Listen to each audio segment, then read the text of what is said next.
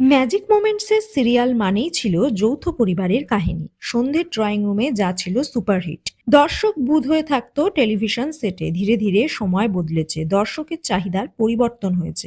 যৌথ পরিবারের ছবি পছন্দ হলেও নায়ক নায়িকার মাঝে তৃতীয় ব্যক্তির উপস্থিতি অথবা পরকীয়া তাদের অপছন্দ।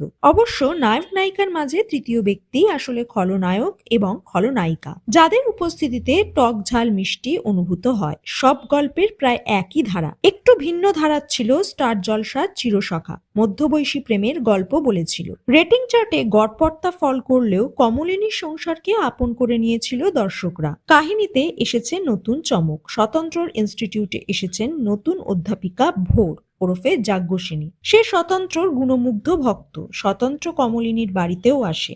এখন অধরা মাধুরীতে চলছে পরপর বিয়ের অনুষ্ঠান। বাবিলের পর মিঠির বিয়ে। ভোর বিয়ের সব অনুষ্ঠানেই উপস্থিত। তার কথোপকথনে প্রকাশ পাচ্ছে স্বতন্ত্রর প্রতি তার ভালোবাসা। মিঠির আইবুড়ো ভাতে প্রদীপ থেকে আগুন ধরে যায়। স্বতন্ত্র তা নেভাতে যায়। ভোর ভয়ে তাকে জড়িয়ে ধরে।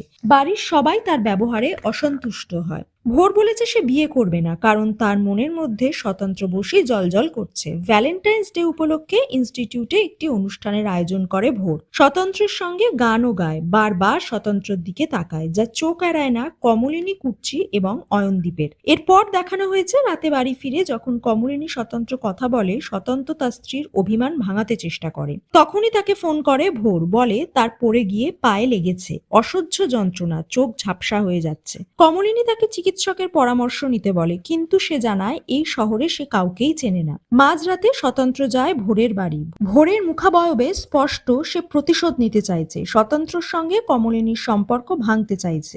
নেটিজেনদের অনুমান এবার হয়তো স্বতন্ত্র চরিত্রে কালিমা লিপ্ত করবে ভোর। তাকে কি মিথ্যে দোষে ফাঁসিয়ে দেবে? এমনটাই মনে করছেন দর্শকদের এক অংশ।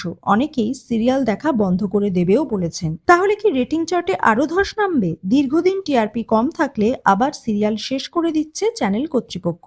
তবে টিআরপি কম থাকলেও স্টার জলসা পরিবার অ্যাওয়ার্ড 2026-এ একাধিক ক্যাটাগরিতে পুরস্কার পেয়েছে চিরসখা। সূত্র বলছে, প্রিয় মা কমলিনী, প্রিয় খলনায়িকা বর্ষা, প্রিয় মেয়ে মিঠি। হল অফ ফেম সম্মান পেয়েছে শুভবিবাহ এবং অনুরাগের ছোঁয়া।